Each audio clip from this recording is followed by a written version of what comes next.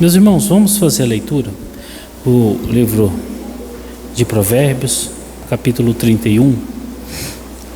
O capítulo 31, ele vai se dividir em duas formas que nós vamos estar olhando aqui, a partir de hoje.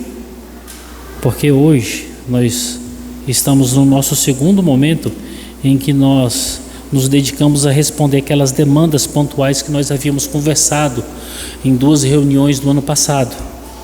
Hoje nós começaremos a olhar nas Escrituras o texto e o contexto, e por várias partes, começando aqui por Provérbios, para que nós possamos entender sobre família, sobre as mulheres, sobre a mulher, sobre a sociedade, tudo isso para entendermos biblicamente como deve ser o proceder das irmãs diante de Deus.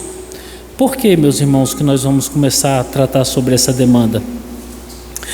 Quanto mais nossas irmãs, e aqui permitam-me ser mais abrangente, aqui eu abro o leque, nossas mães, nossas esposas, nossas filhas, conhecerem a palavra de Deus, mais distantes elas estarão do feminismo, porque o feminismo tem alcançado a sociedade como um todo de uma forma muito abrangente.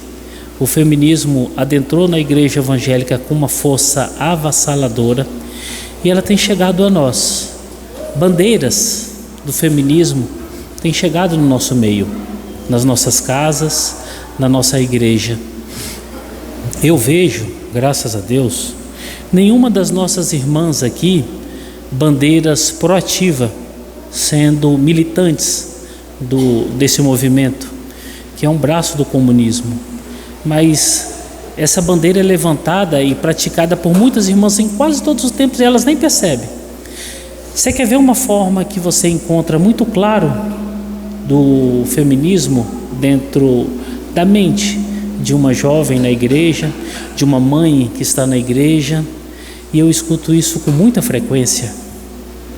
Se você nunca falou, você já pensou: ah, se eu tivesse um salário que me mantesse, eu não estaria mais vivendo isso aqui. Ah, se eu fosse independente, eu teria tomado outros posicionamentos. Por que eu não me tornei independente financeira na minha vida para que eu não dependesse de homem nenhum? Isso é uma bandeira feminista. Isso é uma bandeira muito forte. E isso você escuta com muita frequência dentro da igreja evangélica. Você encontra com muita frequência na casa, na família, de famílias cristãs. Ah, porque eu não sou independente. Ah, por que eu não ganho tanto para ser independente? Eu já teria chutado esse balde há muito tempo. E tantas coisas. Por que nós vamos olhar para a Escritura? O nosso combate como crentes, nunca, como está escrito aí no boletim, nunca vai ser com armas na mão, nunca vai ser partindo para a violência, nunca vai ser guerreando, mas vai ser como instrui a palavra de Deus, com orações, com meditação na palavra e com uma busca piedosa, instruindo-nos no caminho da verdade, para que possamos nos posicionar diante desses erros e desses equívocos, para que particularmente nossas casas não venham a se precipitar no caminho do mal. Então, Provérbios capítulo 31 vai servir para nós como texto base para que nós possamos dar uma boa caminhada e aprendermos muito de forma correta, como Deus quer que as irmãs vivam, como Deus quer que a sua igreja viva, e como nós podemos, como crentes, responder essa avalanche forte que alcança a igreja evangélica nos dias de hoje. Vamos fazer a leitura? Você pode ficar aí sentado mesmo no seu lugar? Nós vamos nos deter hoje, e eu quero ver se eu consigo me deter aqui com vocês, pelo menos no primeiro verso aqui do capítulo 31. Depois que nós meditarmos aqui do versículo 1 até o versículo 9, logo em seguida nós vamos tentar caminhar aqui do verso 10 em diante até o verso 31, olhando aqui o aspecto minucioso sobre essa mulher virtuosa, como que ela se difere dos gritos do feminismo. Então vamos fazer a leitura. Provérbios, capítulo 31, do verso 1 até o verso 9. Amém? Todos já se localizaram aí? Vamos fazer a leitura do texto? Diz assim a palavra do Senhor, palavras do rei Lemuel de Massá, as quais lhe ensinou sua mãe. Que te direi, filho meu, ó filho do meu ventre? Que te direi, ó filho dos meus votos? Não dês às mulheres a tua força, nem os teus caminhos às que destroem os reis.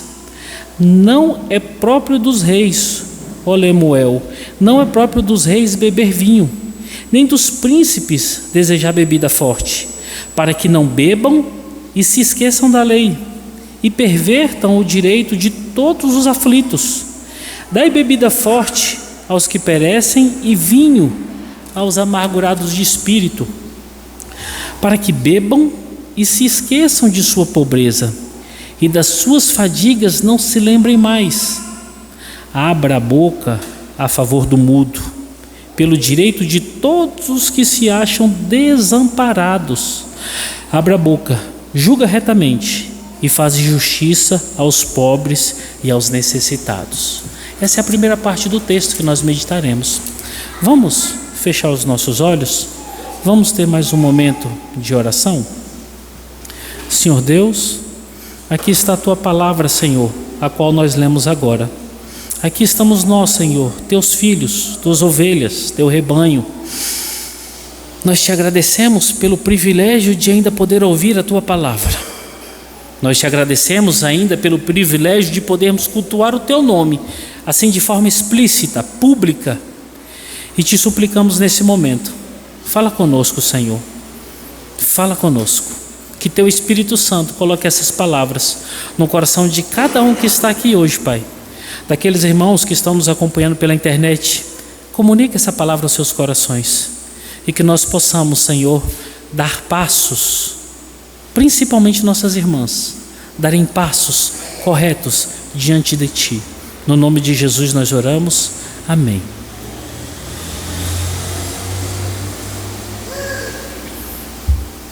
Meus irmãos, antes de nós entrarmos aqui do que falou a mãe de Lemuel, eu quero me deter com vocês nas características desses dois capítulos aqui de Provérbios, capítulo 30 e capítulo 31, olha aí na sua Bíblia. Capítulo 30 e capítulo 31 de Provérbios é o fechamento do livro de Provérbios. E sabe o que é interessante? Tanto um quanto o outro, eles apresentam características bem semelhantes. E essas características, elas vão nos apontar a toda a construção dos demais 29 capítulos de Provérbios. Por quê? O livro de Provérbios, ele é construído dentro de uma organização e dentro de uma amostragem de conhecimento e de máximas da parte de Deus que impressionam o leitor. E aqui no capítulo 30 e no capítulo 31, esses dois autores que são desconhecidos trazem de forma símile tudo aquilo que está escrito no contexto anterior. Ou seja, se você quer conhecer o livro de Provérbios, leia capítulo 30 e 31 que você vai ter ideia do que está acontecendo nos demais 29 capítulos. E aí você segue diante e você vai começar a entender. Quer ver uma característica bem bacana? Esses dois capítulos aqui, capítulo 30 e capítulo 31, os autores são desconhecidos. Nós não sabemos quem são. Olha aí, capítulo 30, verso 1 e capítulo 31, verso 1. Fala assim, capítulo 30, palavras de Agur, filho de Jaque, de Massá. Capítulo 31, palavras do rei Lemuel, de Massá, as quais lhe ensinou a sua mãe. Aqui nós temos 3 personagens desconhecidos. O que isso significa? Significa que verdade de Deus, palavra de Deus, ela surge de onde quer que ela venha surgir. Se foi verdade, se foi palavra de ensino, se foi palavra de sabedoria, veio direto da boca de Deus. Sabe por quê, irmãos? Porque provavelmente esses 3 personagens não faziam parte do povo de Deus. Mas olha que interessante, esses personagens e aquilo que eles falaram se tornaram palavra de Deus. Sabe o que significa isso? E que isso deve ser ensinado para mim e para você como crente? Que a verdade, ela não pertence a homens. A verdade não pertence a religiões. A verdade não pertence à nossa confissão de fé. A verdade é verdade de Deus. E Deus a comunica como Ele quer. Nós vemos cada crente soberbo acreditando que ele é a verdade, que a religião dele é a verdade, que a igreja dele só lá fala a verdade, que você fala assim, meu Deus do céu, é contraditória a palavra de Deus. Porque a palavra de Deus não se apega a esses meandros, a esses milindres, essas coisas pequenas. Porque a palavra de Deus, sendo inspirada pelo próprio Deus, ela é unívoca. Toda verdade é verdade de Deus. Toda verdade, ela é absoluta e ela vem do alto. Não existe verdade que proceda de homens por si próprio e não exista verdades que não proceda do diabo por si próprio. Se o diabo fala a verdade, essa verdade veio de Deus. Nós temos que ficar muito tranquilos e por isso que nós crentes sempre estamos no caminho da verdade. Um crente que não anda no caminho da verdade, ele não é crente. Um crente que negocia com a mentira, ele não é crente. Um crente que tem um cômodozinho escuro dentro do quarto do seu coração, e dentro desse cômodozinho esse crente faz várias negociações, provavelmente essa pessoa não é crente. Porque nós somos chamados para falar e para viver verdades. Pastor, verdade dói, eu sei que dói. Pastor, verdade incomoda, eu sei que incomoda, mas é verdade de Deus. Quando nós olhamos para esses dois capítulos, quando abrimos o leque de Provérbios, descobrimos que o Senhor Deus não faz questão e não tem milindres de falar verdades na boca de quem quer que seja. Dois textos que mostram personagens desconhecidos, e são esses personagens que o rei Salomão pegou e colocou aqui no seu livro para que pudesse falar um pouquinho das verdades dele. Capítulo 30 e capítulo 31, ele tem algumas características que vão nos ajudar a nortear para que nós possamos entender um pouquinho aqui daquilo que nós vamos estar falando. Observe aí na sua Bíblia, o capítulo 30, o rei Agur, ele é um camarada que escreve algo muito interessante. As características aqui do verso 1 até o verso 33, ele mostra algo muito importante. Isso vai estar no todo do livro de Provérbios. A limitação do homem diante do conhecimento e a dependência de Deus. Rei Agur, esse homem escreve, e principalmente nos 6 primeiros versos, ele caracteriza dizendo que a sabedoria é algo que vem de Deus e que existe uma limitação enorme de qualquer pessoa em encontrar e viver sabedoria. Por quê? É limitado demais. Nós somos dependentes demais. E se nós conhecemos, foi Deus que nos deu esse conhecimento. E se chegou uma barreira que não tem como mais desenvolver conhecimento, é a barreira que Deus estabeleceu. Olha para o livro de Provérbios. Provérbios vai tratar de diversos assuntos. Provérbios vai falar de preguiça. Provérbios vai falar de homem perverso, vai falar de mulher adúltera e vai trazer sentenças importantíssimas, só que com limitações. Por quê? Por mais que seja inspirado pelo Espírito Santo, não foi propósito de Deus exaurir os assuntos. O que Agur está ensinando aqui? Está ensinando que existe limitação até no ensino. E o homem é totalmente dependente de Deus. Quando nós encontramos uma pessoa sábia, uma coisa tem que ser certeza quando nós nos deparamos com ela. Ela recebeu um presente de Deus e ela é limitada em Deus. E ela é totalmente dependente de Deus. Quando você encontrar alguma pessoa que evoca nela ou para ela alguma capacidade que te tira da limitação, ela está fora dos propósitos do Senhor. A segunda característica aqui no capítulo 30 é o equilíbrio. Agur é equilibrado e uma construção escolhida e detalhada no clímax. Ele cresce nos assuntos. A organização aqui do capítulo 30 é numérica e não possibilita a exaustão dos assuntos. Olha aí na Bíblia de vocês, olha como é que ele constrói aqui o assunto que ele está estabelecendo. Verso 18 e verso 19 do capítulo 30.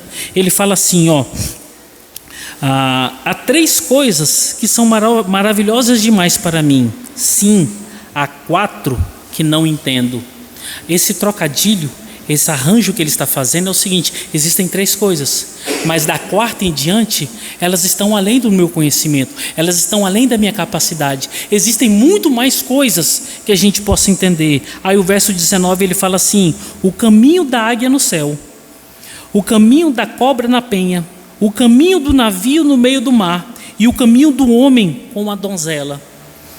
Olha que interessante, ele está falando assim: existem 3 coisas maravilhosas demais para mim. Aí, se nós não continuarmos lendo, a gente pensa assim: o que pode ser maravilhoso demais para uma pessoa que escreveu sabedoria e conhecimento? Será que é contar as estrelas dos céus? Será que é conhecer alguma galáxia que ainda não foi descoberta? Será que é conseguir penetrar de forma microscópica em algum objeto? Não. O que é maravilhoso demais para o homem? O caminho da águia no céu. Ele não consegue traçar o caminho da águia no céu, mas você vê a águia voando. Isso é maravilhoso demais para eles, mas é simples. O que ele continua falando? O caminho da cobra na penha. Sabe o que Agur mostra para nós? Que o complexo demais para o homem são coisas simples. Sabe o que isso significa? A maior inteligência humana, a maior capacidade humana, ela é incapaz de resolver os problemas simples de Deus. Agur, no capítulo 30, ele mostra aqui o livro de Provérbios todinho, dizendo assim: estamos ensinando as coisas simples de Deus, porque vocês não conseguem resolver nada. Se contentem e fiquem na limitação de vocês. Olha o segundo exemplo aí, ainda no capítulo 30, verso 21 ao verso 23. Ele fala assim: sobre 3 coisas estremecem a terra. Sim, sobre 4 não pode subsistir. Sobre o servo, quando se torna rei. Sobre o insensato, quando anda farto de pão. Sobre a mulher desdenhada, quando se casa. Sobre a serva, quando se torna herdeira de sua senhora.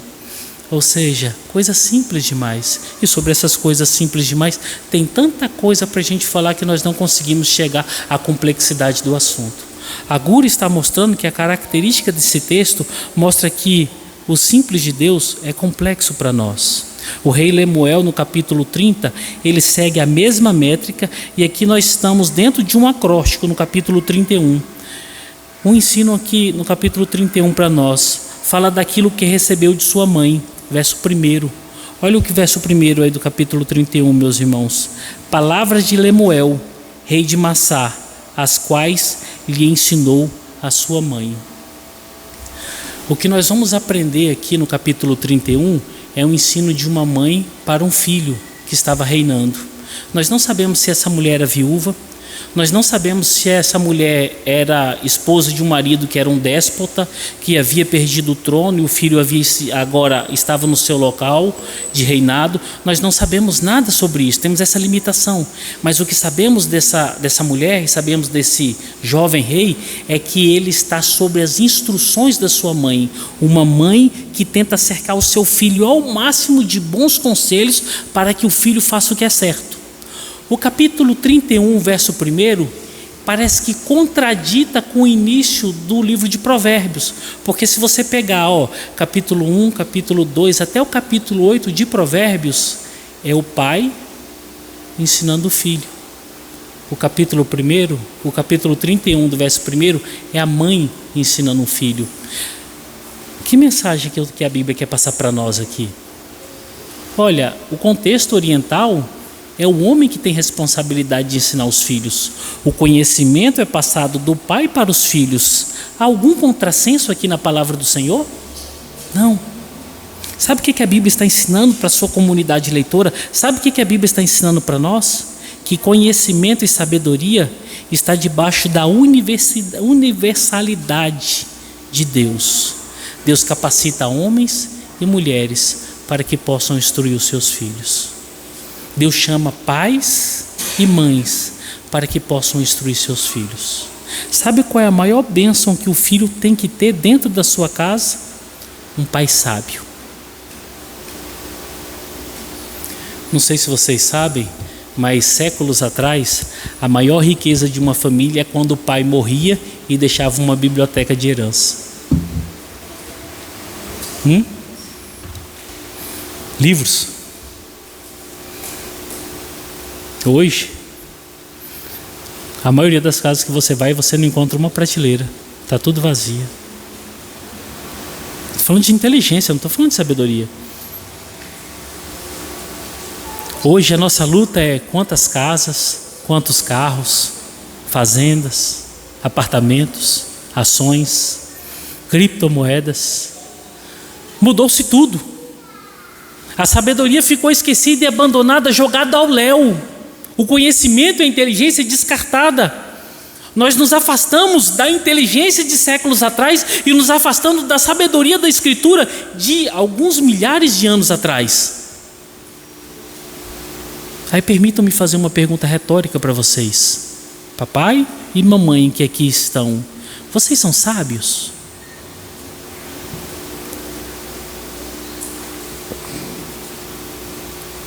Os filhos de vocês estão recebendo da parte de vocês instruções de vida que glorificam a Deus?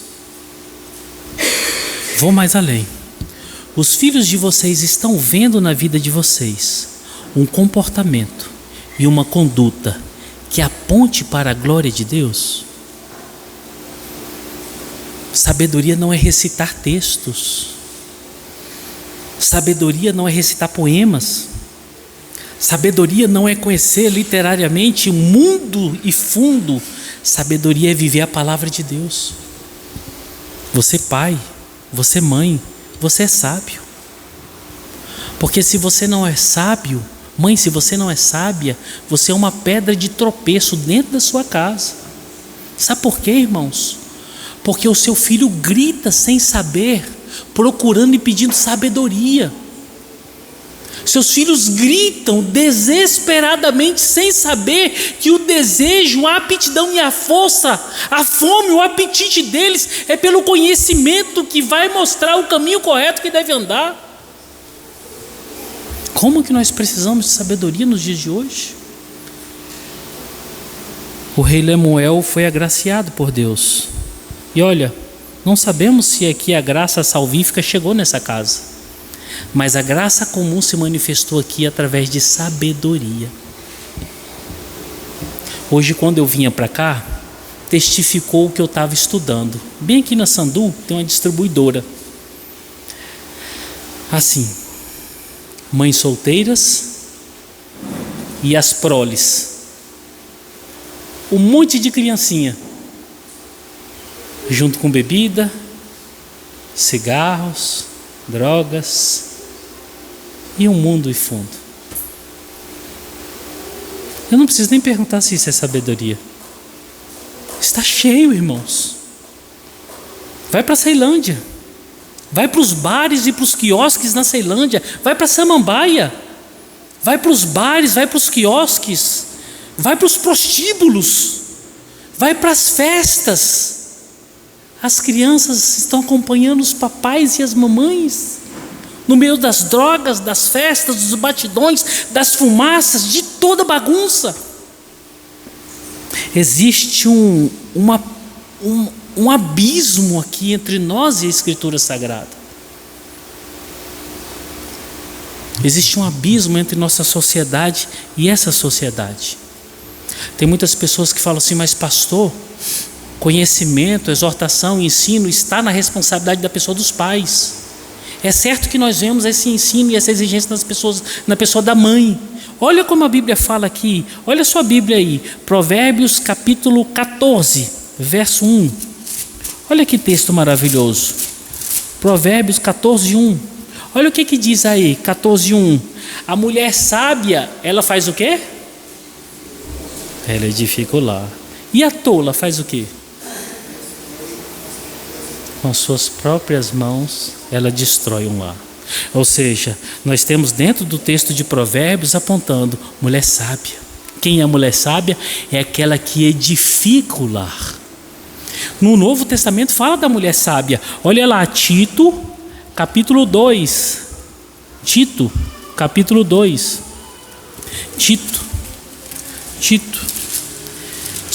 capítulo 2, o verso é o verso 3. Olha aí na sua Bíblia, capítulo 2, verso 3. Tito fala assim: quanto às mulheres idosas, semelhantemente que sejam sérias em seu proceder, não caluniadoras, não escravizadas a muito vinho, e sejam o que, irmãos?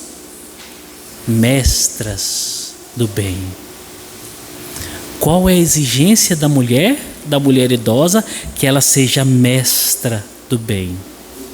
Tem uma imagem que nos chama a atenção, uma cena aqui no Antigo Testamento, lá em 1 Samuel capítulo 25, depois você marca aí na sua Bíblia, que fala sobre a história de Nabal e sua esposa. Quando você olha para essa cena, olha aí na sua Bíblia, nós não vamos ler porque é o capítulo inteiro que vai estar falando sobre esse fato. 1 Samuel capítulo 25, a partir do verso 2 em diante, que vai falar sobre Davi, que Davi junto com os seus valentes desceu e encontrou a casa desse homem. E quando ele encontrou a casa desse homem, ele pediu que seus valentes fossem lá e pedisse ajuda alimentar, porque eles estavam famintos. E vão os valentes de Davi lá para pedir ajuda para esse homem. Simplesmente esse homem detratou os servos de Davi. E Davi nessa época já era temido. Davi nessa época já era uma avalanche, era guerreiro, homem de guerra, homem que já tinha exterminado exércitos. Simplesmente Nabal passa por cima deles. Vocês vão tudo catar coquinho, vai caçar o que fazer, eu não vou ajudar vocês, vão embora. Quando os servos de Davi chegam para Davi e contam a história, a ira se acende. Davi empunha sua espada e fala: desce, vamos lá e vamos exterminar esse homem e a casa dele. Mas entra a história aqui, Abigail, esposa de Nabal.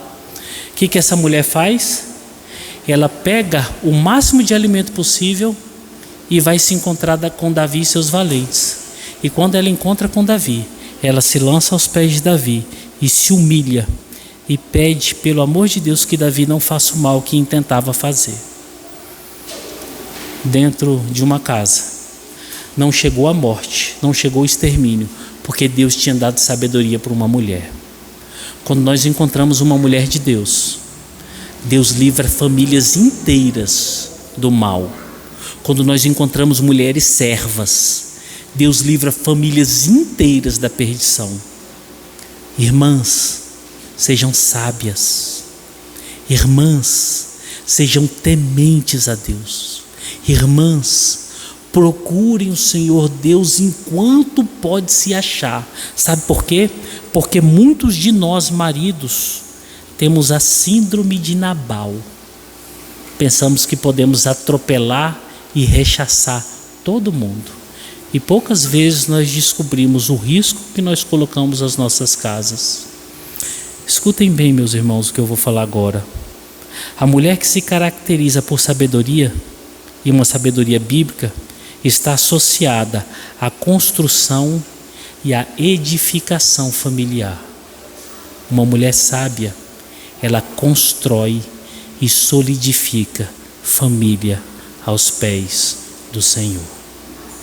Uma mulher sábia, ela vai estar sempre associada à construção de famílias, à solidificação de famílias. Sabe quem é essa mulher? É aquela que está disposta a chorar. É aquela que está disposta a sofrer. É aquela mulher que está disposta a orar pela família durante a noite.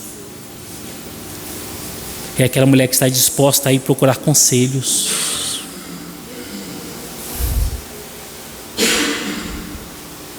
É aquela mulher que está disposta a pagar um preço muito alto por ver sua casa e sua família nos caminhos do Senhor. Mulheres, sejam essa mulher. Busquem sabedoria em Deus. Busquem sabedoria no Senhor. Porque a sabedoria que vem do alto vai capacitar vocês, vai robustecer cada uma de vocês, para que vocês possam dar os passos certos no caminho do Senhor.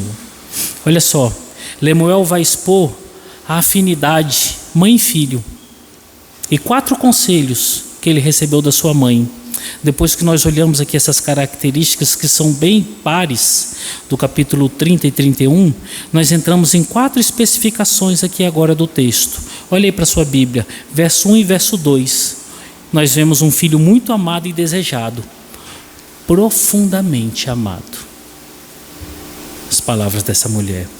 Verso 3, o conselho dessa mãe é: não se envolvam com as mulheres erradas.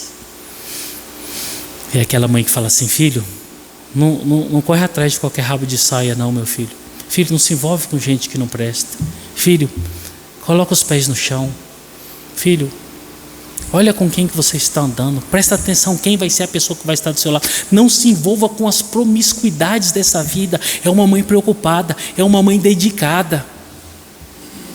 Quando você olha para os conselhos que essa mulher está ministrando, que ela está fazendo aqui para esse homem, aí você percebe que o verso 1 e o verso 2, a tônica desse sentimento, a tônica desse amor, a tônica desse desejo por um filho, a tônica pelo cuidado é muito forte, é muito grande. Sabe por quê, irmãos? Olha que interessante. Porque ela envolve as áreas mais delicadas da família, mais delicadas da vida, para que ela possa fortalecer o seu filho.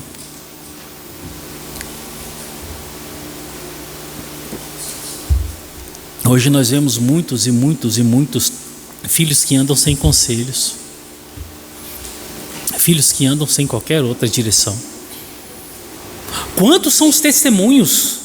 No conselho pastoral, gabinete pastoral, a gente escuta muito, mas é muito. Pastor, eu quando estava no ventre da minha mãe falou isso para mim diversas vezes, ela não queria que eu nascesse. Pastor, minha mãe, ela tentou aborto. Pastor, eu escutei várias vezes na minha vida que em minha casa eu fui um nascimento indesejado. Quantas vezes nós escutamos isso?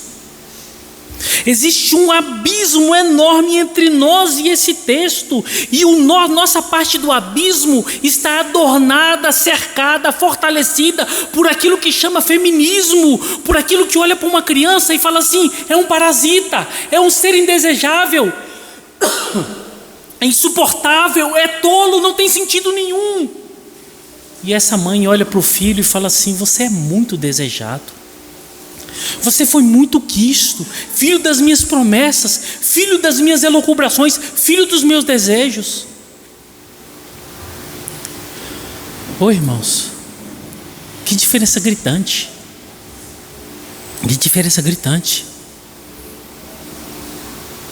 Verso 4 ao verso 7, a instrução dessa mãe é essa: não se entregue à bebida, meu filho, porque se você for um ébrio, se você for uma pessoa dedicada à bebida, você não vai dar conta de ser um bom rei, você não vai ser um rei com juízos justos, e você precisa estar com a mente totalmente clara para você ser um bom juiz. O que uma mãe está querendo nesse momento? Que o seu filho não se envolva com coisas erradas, e principalmente com coisas que venham trazer torpor. E por último, do verso 10 ao verso 31, é como se ela dissesse assim, depois de tudo que ela falou, ela falasse assim: essa é a mulher que você deve querer como sua esposa, essa é a mulher que você deve procurar para que seja a companheira da sua vida. E aí ela vai dedicar ali, se eu não me engano, 21 versículos para mostrar como que é essa mulher. Observem, essa mãe, ela fechou as áreas mais importantes da vida do filho e instruiu ele passo a passo. E são essas instruções que chegam para nós. Escutem bem o que eu vou falar aqui, prestem atenção agora. Os conselhos dessa mulher, dessa mãe, envolvem talvez as áreas mais importantes da vida do seu filho. Primeiro, ele, o filho, deveria saber quanto ele é amado e foi desejado. Segundo, quem são as mulheres que ele deveria evitar. Terceiro, ele não deveria se entregar à bebida, pois essa distração o impediria de ser um bom rei. E quarto, quem era a mulher? Quem era a base? Quem seria a sua companheira? Quem deveria ser ou quais deveriam ser as características daquela pessoa que deveria estar do seu lado? Essa mãe fechou um pacote inteiro. Quando eu olho para essa mulher, mãe de Lemuel, eu aprendo algo muito importante que me confronta, que me machuca. Por quê? Querer o bem não é suficiente. Nossa, eu quero bem demais para minha família, eu quero bem demais para os meus filhos. Querer o bem todo mundo quer. Mas querer o bem não é suficiente. Por que, pastor, não é suficiente? Porque como crente, eu tenho que tentar e lutar para fazer o bem para aqueles que eu amo todos os dias da minha vida. Querer o bem, todo mundo quer. Se você encontrar o pior perpetrador desse mundo e questioná-lo sobre a sua família, ele quer o bem. Se você falar de uma forma um pouco mais ampla, distante de outras pessoas, ele quer o bem, só que ele não tem capacidade de fazer o bem. Aí quando você olha para nós, crentes em Jesus, instruídos na palavra de Deus, que temos uma rotina que podemos dizer que é diferenciada do mundo, as nossas palavras mostram que nós queremos o bem, mas não fazemos o bem. Irmãos, é diferente demais. É gritante. É hipócrita. É hipócrita. E o problema da religião, o problema muitas das vezes da igreja, é que ela permite que nós nos tornemos hipócritas. E essa hipocrisia faz com que aqueles que não são dos nossos ainda, quando eles olham para a nossa vida, eles falam assim: eu não quero isso para mim. Eu não quero viver isso. Eu quero estar longe dessas pessoas. Eu tive, bem no início da minha conversão, eu tive um fato que eu sempre conto, mas aquilo me marcou muito. Estava no início da fé, primeiro amor. E uma vez eu escutei uma pessoa muito próxima de mim, e ela falou do pastor da igreja, mas ela falou mal, mas ela falou tão mal que eu quase acreditei em tudo. E eu pensei, meu Deus do céu, mas será que esse homem aí é ruim desse jeito? Pastor que era meu pastor da minha igreja. Mas ela falou tão mal, mas tão mal, falou mal da família dele assim, que eu, puxa vida. E por ser crente novo, você fica escutando sem interagir, né? O meu maior susto foi quando eu cheguei na igreja e vi essa pessoa chegando para conversar com o pastor. Estava num momento distraído, onde dava tempo para ter uma boa conversa. Essa pessoa abraçou o pastor: meu pastor, eu te amo tanto, pastor, o senhor é o pastor da minha casa, como é bom ter o senhor como pastor da minha família. Mas eu fiquei olhando para aquilo, eu falei: miserável, que mulher falsa do inferno, meu Deus do céu, que desgraça é essa? Daquele dia em diante eu resolvi que nunca mais ia para uma igreja. Rapaz, que local de gente falsa, que local de gente mentirosa. Ela faltou colocar o pastor no colo, e um dia anterior ela faltou estripar o homem. Sabe, irmãos, quando nós queremos o bem e não fazemos o bem, nós somos semelhantes a essas pessoas. Nós só conseguimos fazer de longe. Nós temos que ser semelhante a Cristo. Ele se despiu de toda a sua glória, deixou o trono de poder, se vestiu da nossa roupa, se encarnou, experimentou todas essas mazelas que nós vivemos hoje, sofreu morte de cruz, morreu por nós e ressuscitou, e hoje vive e reina. Mas sabe por quê? Porque ele não só queria o bem, ele fez o bem. Uma mulher que quer o bem, ela faz o bem, ela luta por sua família, ela cerca a sua casa de bons conselhos, ela ora por sua casa e ela dedica a sua vida para a sua família, logo depois de dedicar a sua vida para o Senhor. Esse é o exemplo de uma mulher que vai falar da mulher virtuosa. Percebe uma coisa interessante? É muito difícil uma pessoa produzir coisas boas e tão profundas, sendo ela tão ruim. Boa parte das vezes, coisas boas vêm de pessoas que estão fazendo coisas boas. Ideias produtivas, boa parte das vezes, vêm de pessoas muito produtivas. Sejamos assim, produtivos e bons, todos os dias das nossas vidas. Vamos entrar aqui no verso 1 e no verso 2, que dá para a gente ver o que Salomão está trazendo aqui desse ensino, para que nós possamos começar a nossa meditação.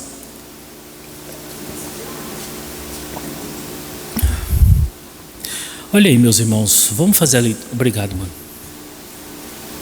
Vamos fazer a leitura aqui, verso 1 e verso 2.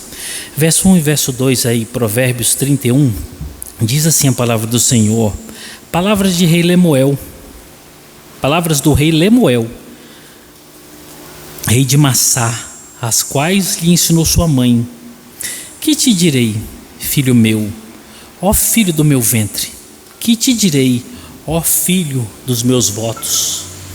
Salomão escancara aqui para nós, dentro desse texto, 3 ensinos, de forma específica 2 ensinos, que vão nos obrigar a um questionamento, que nós vamos abrir um leque aqui para entendermos algumas coisas a mais aqui nesse texto. O primeiro é esse: as palavras de ensino da mãe que ficaram fixadas no coração do filho. Obrigado.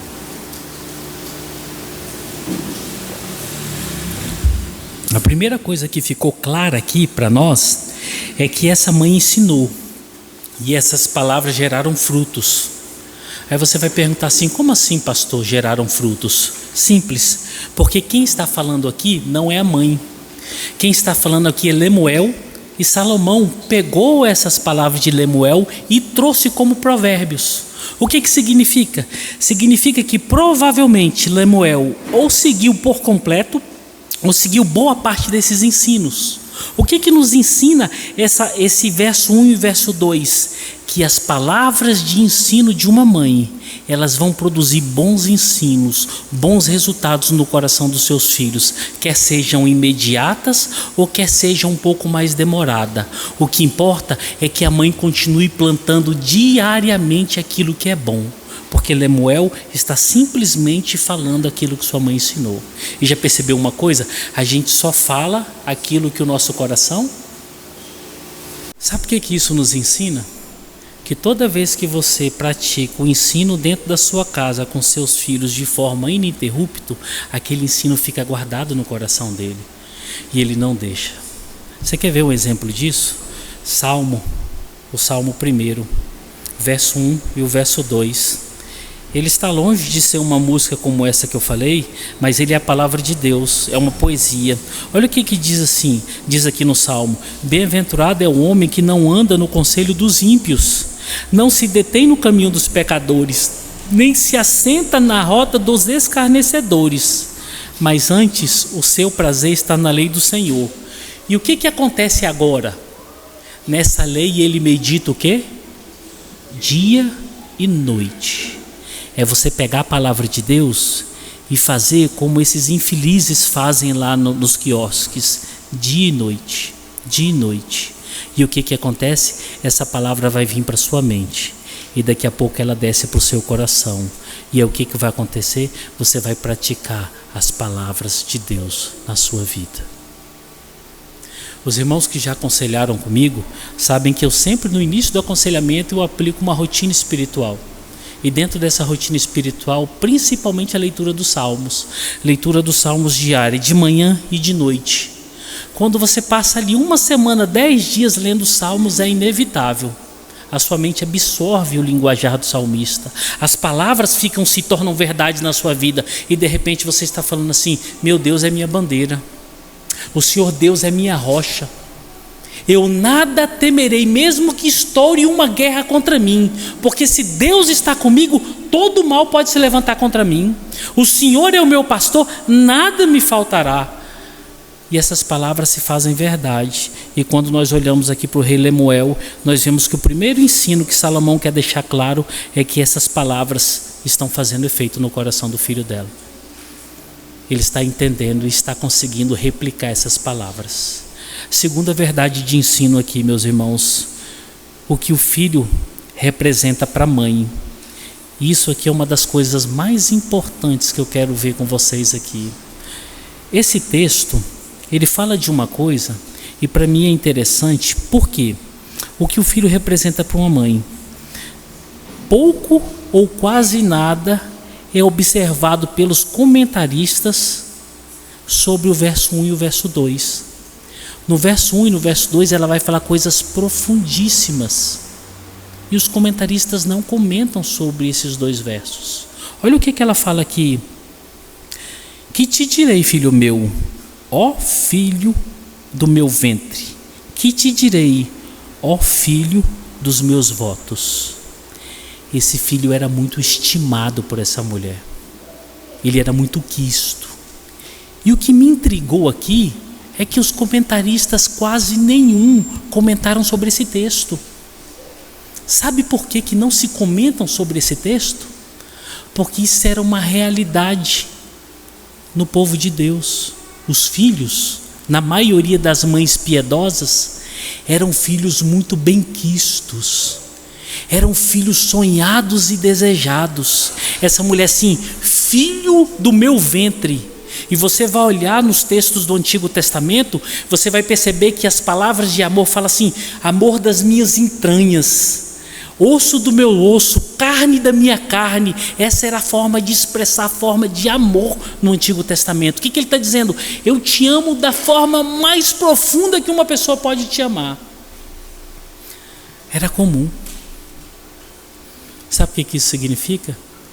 Que os filhos sabiam que eles eram amados, e não por falas, não por poesias, mas por leoas, por mães guerreiras, por mães que lutavam pela santidade dos seus filhos, por mães que lutavam pela vida idônea dos seus filhos, por mães que se dedicavam pela subsistência da sua casa. Eles eram amados não por discursos, mas por atos. Sabe o que mais se aproxima daqui? Para que a gente possa entender um texto que seja referência. Vocês lembram de Ana? Ana ajoelha, chora. Ela chora tanto que ela balbucia. E o homem de Deus olha para ela e fala assim: mulher, você está embriagada essa hora do dia? Ela fala assim: não, meu Senhor, eu estou derramando minha alma. O envolvimento de filhos e mães, principalmente dessas mães piedosas, eram mães que derramavam as suas almas, derramavam as suas vidas pelos seus filhos.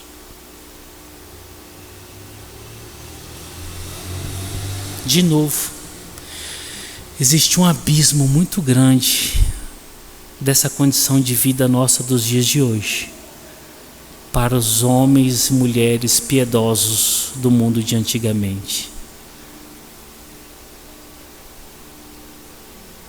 As mães de hoje estão pouco se importando para os seus filhos, boa parte, a maioria. Os pais de hoje só querem saber de marcas, de títulos, de bons lugares, boas influências. Exterior, viagens, roupas, não tem nada a ver. Está totalmente diferente do que a palavra ensina. Os pais daquela época, as mães piedosas, queriam ver seus filhos nos pés do Senhor. Essa mãe que a Bíblia não fala a sua fé, não fala se ela procedia do povo da fé, ela não fala se ela conhecia o Senhor ou não, mas nós percebemos que a graça alcançou essa mulher, a graça comum tão próxima da graça salvífica alcançou essa mulher de uma forma tão mirabolosa, tão grande, que mostra que essa mulher se importava, porque ela diz assim: não se envolva com as promiscuidades dessa vida, meu filho, porque você vai perder muito tempo, você vai se desgastar, você vai se acabar. Meu filho, não se entregue para bebida alcoólica, porque senão você vai ser um ébrio, você vai ser um incapaz, você vai ser torto. Meu filho, seja justo. Ela cerca, ela fecha, ela blinda, porque ela ama. Eu tive alguns pais que eu pude acompanhar em aconselhamento que teve filhos com problemas terríveis, principalmente problemas de droga. Mas o amor mais forte era o amor da mãe, em que o pai queria esculachar as coisas de todas as formas, e a mãe toda quebrada, sentada ali na minha frente, falava assim: pastor, me ajuda, pastor, eu não sei o que eu vou fazer mais, eu vou perder meu filhinho. Aí você olha para aquela situação, você fala assim: caramba, pastor, fala qualquer coisa, pastor, ajuda a gente, pelo amor de Deus. Rapaz, uma mãe, ela se rasga toda, ela se arrebenta toda, ela chora, ela quer mudança, ela quer transformação. Ela paga a mãe que ama, a mãe que dá a vida, a mãe que se entrega. Difícil, é difícil. O pai, quando ama, ele não consegue fazer isso, ele é durão, mas a mãe não.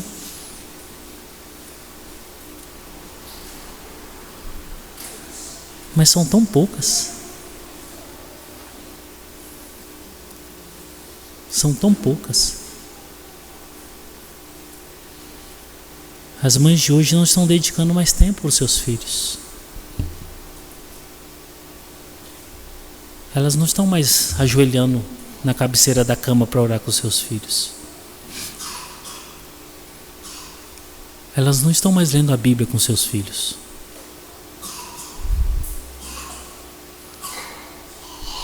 Elas não estão mais levando as filhas, os filhos, para os lugares que elas vão, lugares santos, piedosos. Quantas vezes já escutei de mães: ah, não vou trazer não, porque é chato demais, é chata demais, dá trabalho demais. Você fala assim: meu Deus do céu, aonde que nós chegamos? Aonde que nós chegamos? Meu filho gasta demais, minha filha é insuportável. Rapaz, se a mãe está falando que a filha é insuportável, imagina o que ela fala de mim.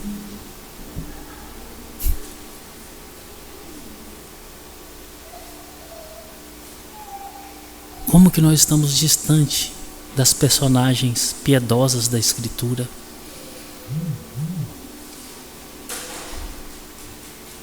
O que nós aprendemos aqui, o verso 1 e o verso 2? O rei Lemuel, ele ensina 3 aspectos importantes aqui. E nós temos que trazer para a nossa realidade. Desejar ser mãe, desejar ter família é coisa boa, vem de Deus, é comum para o povo de Deus. Desejar ser mãe, desejar ter família, ser família é coisa boa, isso vem de Deus, sagrada a Deus.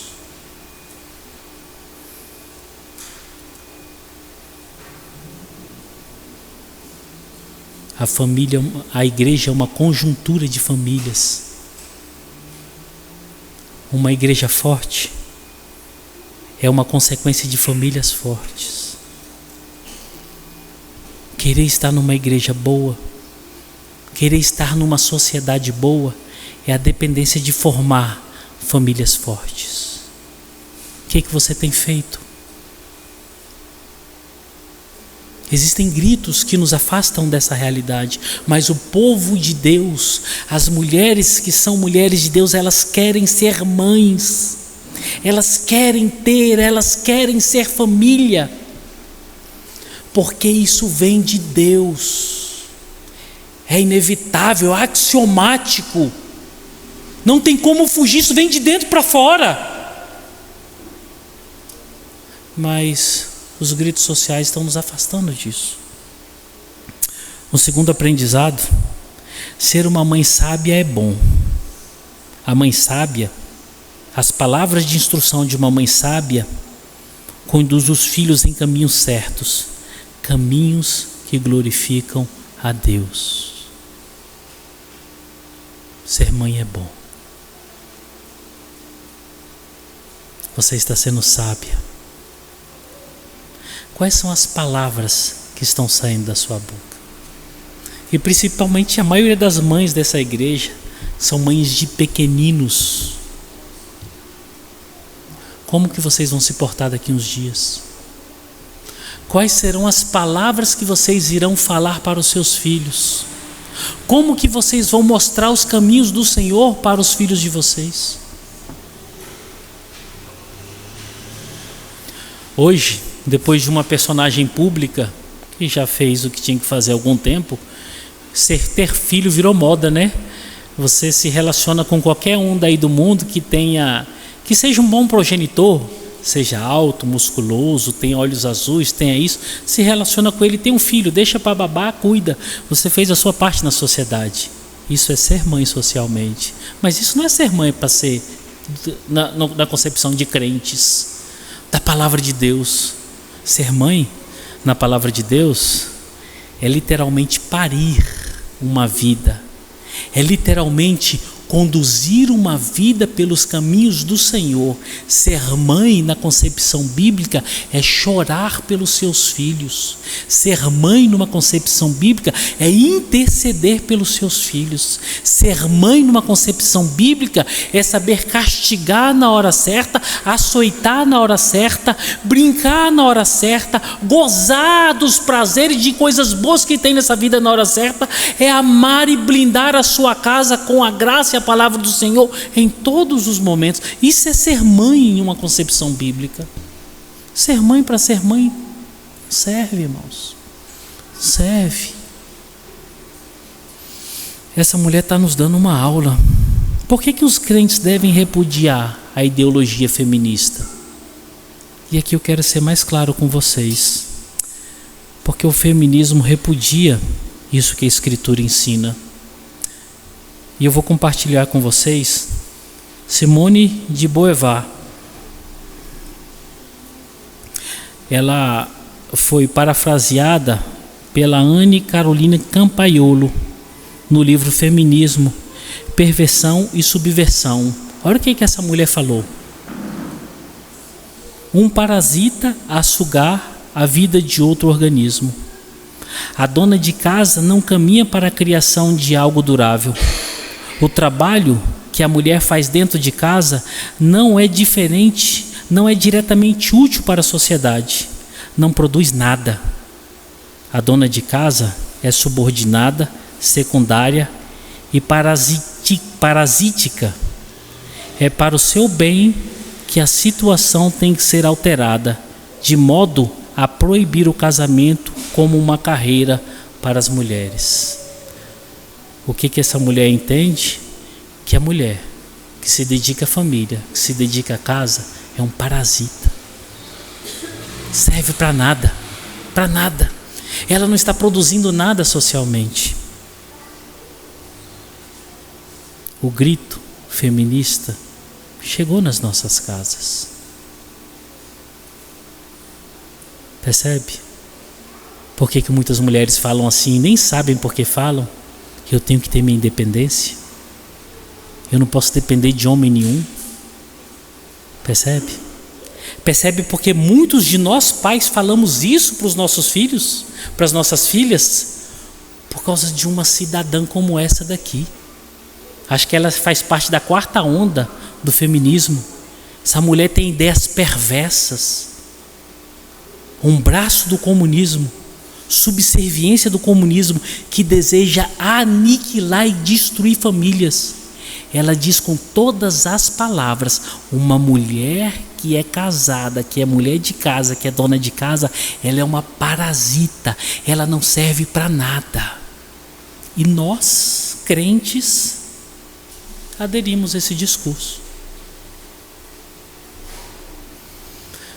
quanto mais distante da palavra de Deus, mais perto das heresias nós estamos.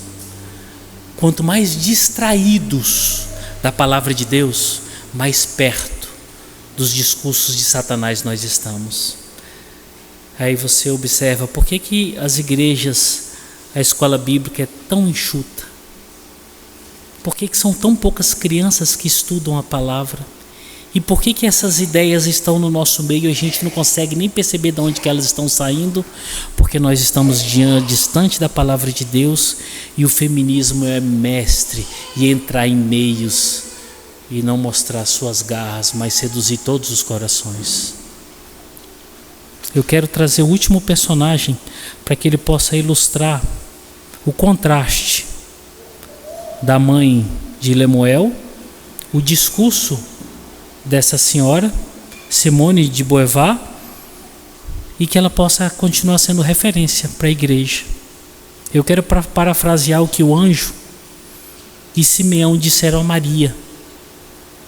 Eles disseram assim, estou parafraseando, tá? Maria, você vai ser mãe, você vai ter uma família. Seus dias serão muito difíceis, Maria. E mais, seu filho vai ser o Salvador. Mas tem um detalhe aí, Maria. Seu filho vai morrer de forma terrível. E você verá tudo isso. Vai ser desastroso. Você vai passar por dificuldades. Sua casa vai sofrer várias injúrias. E vocês vão passar muitas dificuldades. Sabe o que Maria disse? Sabe o que Maria disse? Está lá em Lucas, capítulo 1, verso 38. Maria era uma mulher piedosa. Aqui era uma menina piedosa. Uma jovem piedosa. E como jovem piedosa, ela só poderia responder uma coisa. E olha o que ela responde. Aqui está a serva do Senhor. Aqui está a serva do Senhor. Que se cumpra em mim, conforme a tua palavra. Vão vir dias difíceis, mas o Senhor vai me dar forças. Vou passar dificuldades, mas o Senhor está comigo. Vão ser dias insuportáveis, mas se Ele me chamou, Ele vai me conduzir pelos caminhos que eu vou conquistar tudo o que Ele tem para mim, em que Ele vai ser glorificado. Sabe o que é isso? Palavras de uma serva. Eu quero estimular vocês, minhas irmãs. Sejam servas. Sejam servas. Não deem ouvidos para os gritos estridentes de Satanás, mas fiquem cativas à palavra do Senhor. Sejam mães de verdade. Sejam bíblicas. Sejam profundas conhecedoras da palavra de Deus. Cativem o coração dos seus filhos com palavras de sabedoria. Desgastem os joelhos de vocês à noite, orando pela sua família. E cerquem a família e os filhos de vocês com seus braços e com as suas orações, todos os dias.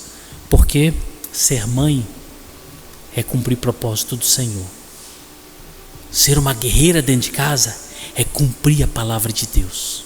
E ser uma conselheira é uma exigência.